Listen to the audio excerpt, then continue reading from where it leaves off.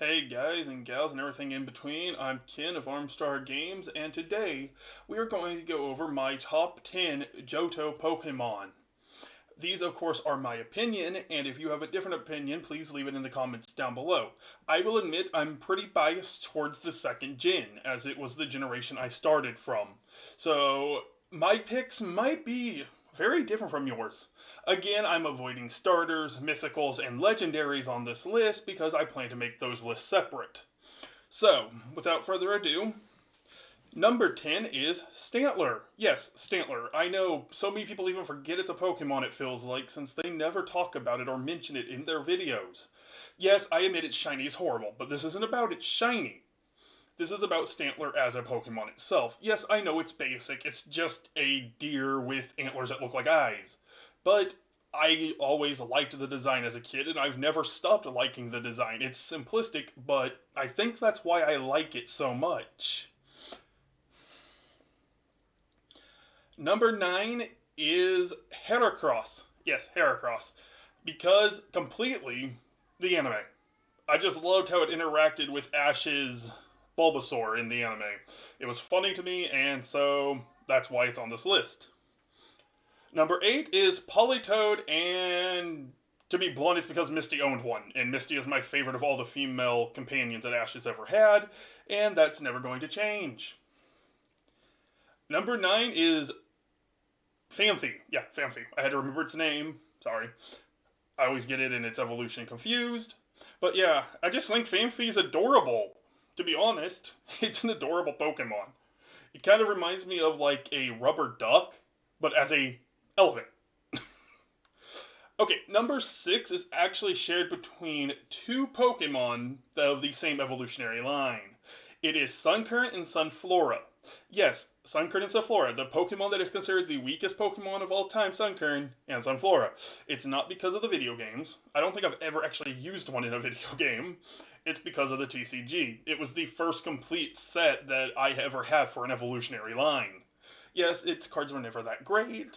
At the time, I also didn't understand how to play the game, so I didn't really care.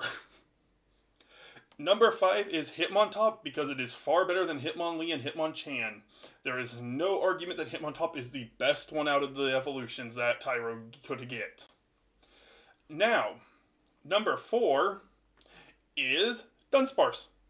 Now, there is a funny story about Dunsparce. You see, I didn't have the internet really as a kid.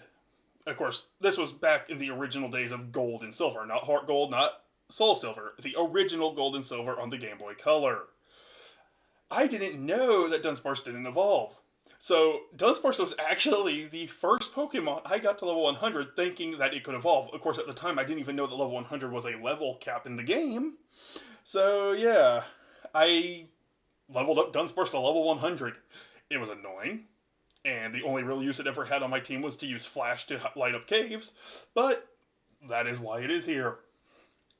Next is number 3.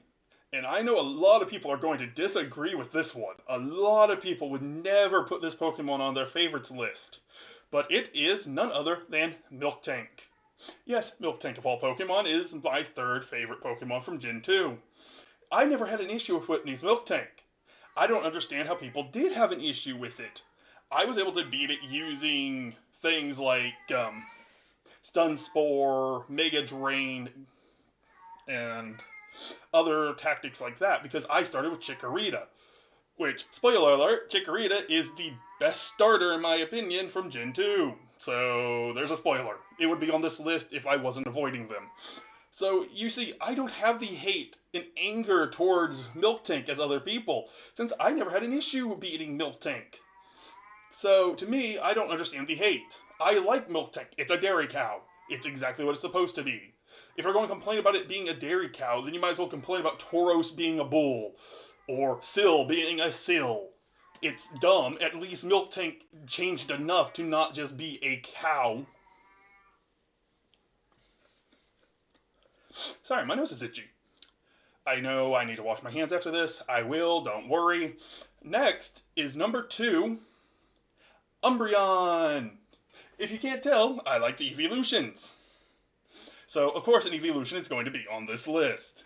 Umbreon being my favorite of all Eevees because I got a shiny Eevee in Gen 2, not knowing it was shiny, and it evolved into a shiny Umbreon. So, yeah.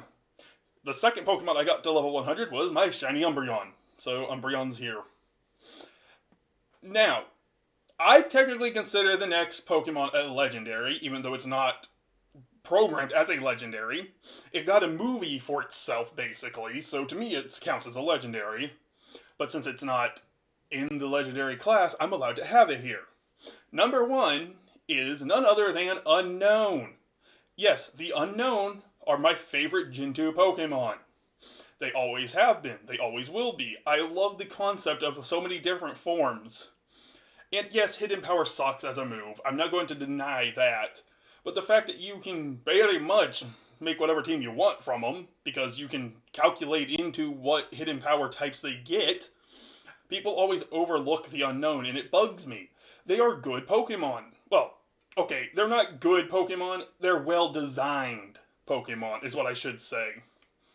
They're a cross between hieroglyphs and the English language. Well, the English written language, technically.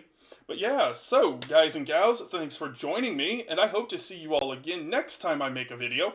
Also, please like and subscribe, or even dislike the video if you don't like the content. I'm trying to improve, and I would love to see your opinions and advice in the comment sections below.